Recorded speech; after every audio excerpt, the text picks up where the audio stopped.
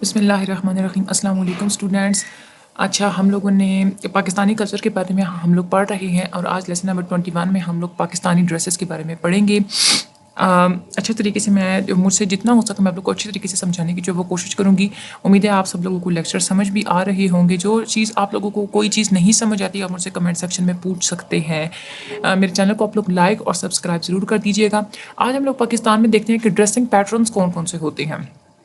دیکھیں، جو ڈریسنگ ہوتی ہے جو آپ لوگوں کی کلاتھنگ ہوتی ہے وہ سب سے ایک مین چیز ہوتی ہے جس سے لوگ دیکھ کے اندازہ لگا لیتے ہیں کہ آپ کس ہسٹوریکل بیک گراؤنڈ سے تعلق رکھتے ہیں، آپ لوگوں کا کلچرل اور ہسٹوریکل ہیریٹیج کیا ہے، آپ کس علاقے سے تعلق رکھتے ہیں۔ یہ سب کچھ آپ لوگوں کی مینلی کلاتھنگ دیکھ کے جو ہے نا سب سے پہلے جو چیز اگلے بندے کے مائنڈ میں ٹرک کرتی ہے نا کہ یہ کون سے علاقے سے، وہ آپ لوگوں کی کلاتھنگ بتاتی ہے۔ ٹھیک ہے، پاکستان ایسا کنٹری کہ اس میں بہت ساری ٹریڈیشنز ہوتے ہیں، بہت سارے کلچرز ہیں، بہت سارے ریجنز ہیں، بہت سارے رواج ہیں۔ 4 پروونسز ہیں ہمارے ہاں اور ہر پروونس کا اپنا ڈفرینٹ کلچر اور اپنا ڈفرینٹ لائف سٹائل ہے۔ اس وجہ سے جو ریجنل ڈریسز ہوتے ہیں یعنی کہ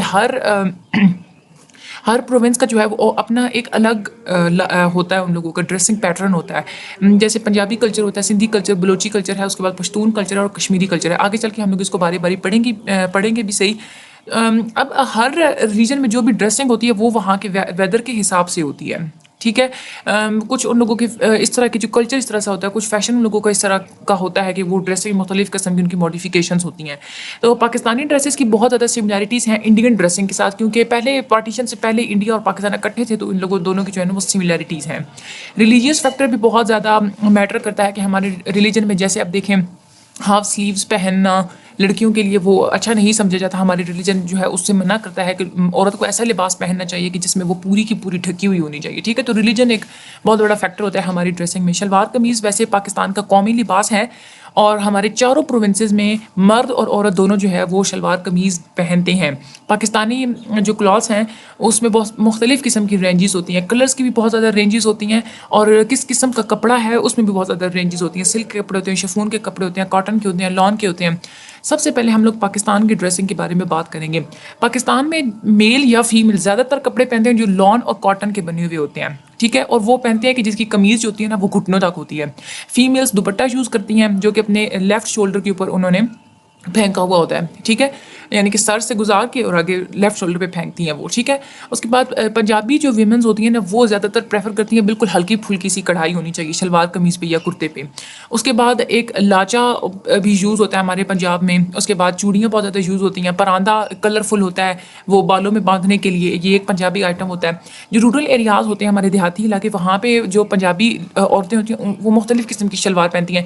پٹھواری شلوار ایک ہوتی ہے ہماری، پٹیالہ شلوار ہوتی ہے، اس کے بعد لاچا لہنگے کی طرح کا ہوتا ہے وہ تھوڑا بنا ہوا آئی تھنک سو، تو وہ ایک لاچا ہوتا ہے۔ اس کے بعد ایک غرارہ ہوتا ہے، کرتی پہنتی ہیں، لہنگا، پھلکاری، یہ مختلف قسم کی شلوار قمیض جو ہے نا وہ رورل ایریاز میں پہنتی ہیں۔ لیکن جو پنجابی ہمارے جو مرد حضرات ہوتے ہیں نا ان لوگوں کی سیدھی کٹنگ والی ان لوگوں کی پنجابی شلوار ہوتی ہے، بہت زیادہ وہ کھلی نہیں ہوتی، مطلب پوری ہوتی ہے، نارمل درمیانی ہوتی ہے۔ اس کے بعد قمیض ہوتا ہے، کرتا، دھوتی، لنگی، یہ چیزیں جو ہے نا پنجابی مرد جو ہے وہ پہنتے ہیں۔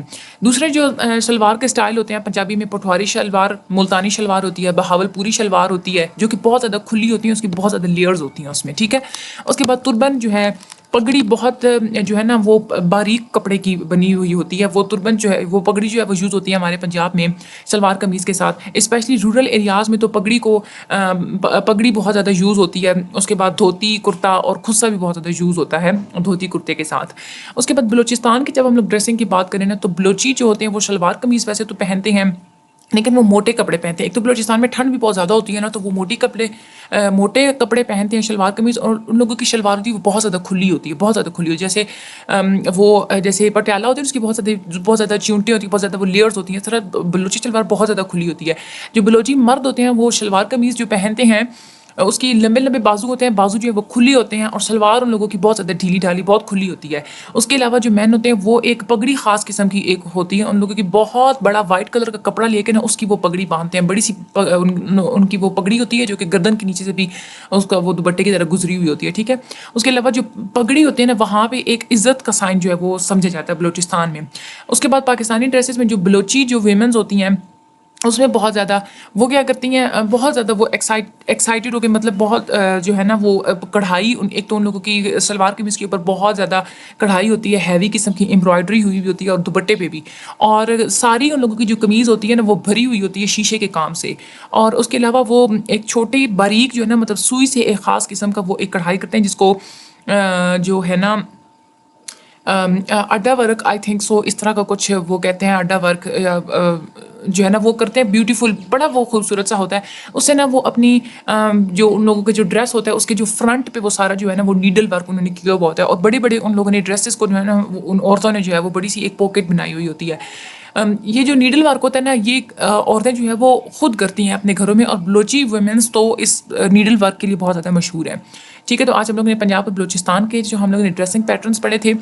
आगे हम लोग अगले चैप्टर में बाकी जो है वो प्रोविंसेस के पढ़ेंगे। उम्मीद है आप लोगों को ये अच्छे तरीके से समझ आ गई होगी। बाकी देखें, आप लोग देखते हैं ना कि पंजाब का भी आप लोगों को पता है, उसके बाद अब टीवी पे भी, मीडिया पे भी हर वक्त आप बलूचिस्तान के बारे में भी मुख्तलिफ किस्म की डॉक्यूमेंट्रीज वगैरह भी देखते हैं, तो आपको खुद भी आइडिया होता है कि कैसे किस किस्म के उनके ड्रेसिंग पैटर्न्स होते हैं, क्या क्या जो है वो चीज़ें होती हैं उनकी अपनी जो यूनिक होती हैं किसी भी कल्चर में। तो आप उसको खुद भी लिख सकते हैं, सिर्फ हैंड आउट पे मत रहा करें, एक दफ़ा रीड कर लिया करें और फिर बैठ के सोचा करें कि इसके अलावा भी मुझे कुछ पता है या नहीं है, क्योंकि आप लोगों के पास ज़्यादा से ज़्यादा नॉलेज होना चाहिए अपने पेपर अटैम्प्ट करने के लिए। ठीक है, लेसन नंबर 21 आज हमारा डन हो गया है। मुझे अपनी दुआ में याद रखिएगा, चैनल को लाइक और सब्सक्राइब कर दीजिएगा। अपना बहुत सारा ख्याल रखिएगा। अल्लाह हाफिज़।